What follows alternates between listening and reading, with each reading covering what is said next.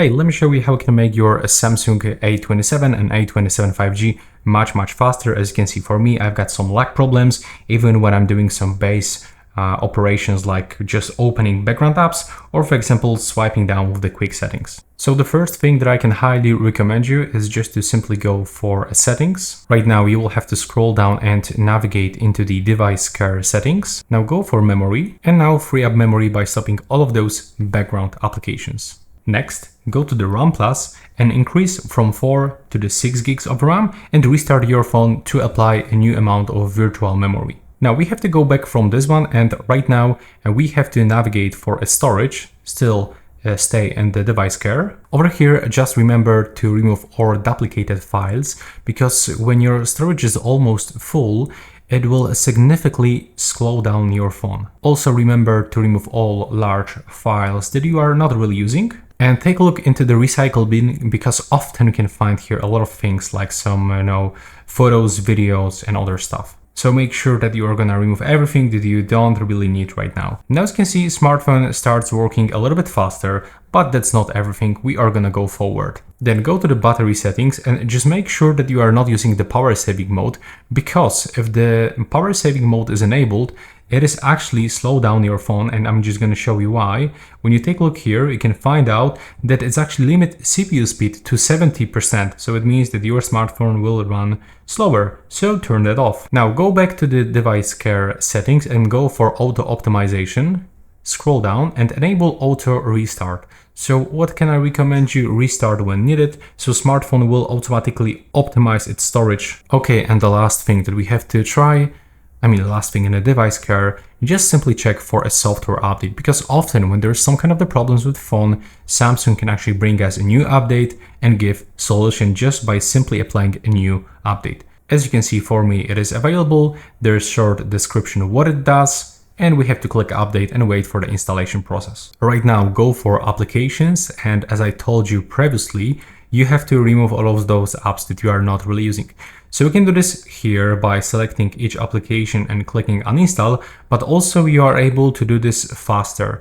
To do this, you will have to go for a home screen or application drawer, and right now click and hold on the first application that you want to remove, then click select, and now just simply quickly select all of those applications that you want to get rid of. Now click uninstall, and we have to just keep tapping uninstall for each application, and as you can see, it will be just simply much faster than selecting all of them manually from the list. Now we have to get some visual improvement, so go to the settings.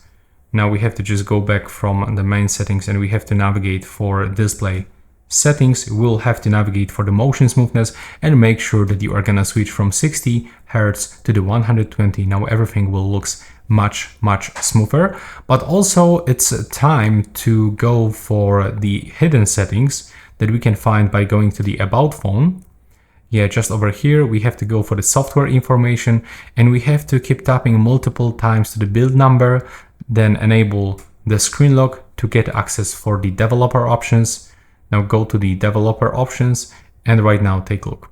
We have to scroll down until we find the animation speed, because we can actually reduce them to 0.5, and now everything will close and open a little bit faster. Now as you can see, the phone works much faster than when we start this video, right? Also remember to close all of those applications that you are not using, all of those background apps, because they often just took your RAM memory and your battery.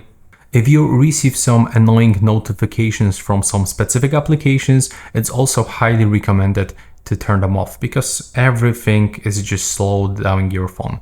So you have to just go for the settings, navigate for the notifications, go to the app notifications, and here you can simply sort, for example, from the most recent to the most frequent notifications. Click OK, and now you can find how many notifications each application is sending you.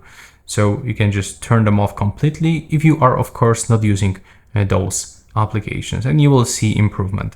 Also, if you have a lot of accounts on this device, Samsung or Google one, it will be highly recommended to remove all of them that you are not using, because with each account you get some services activated, some applications and it's synchronizing all of this data in the background.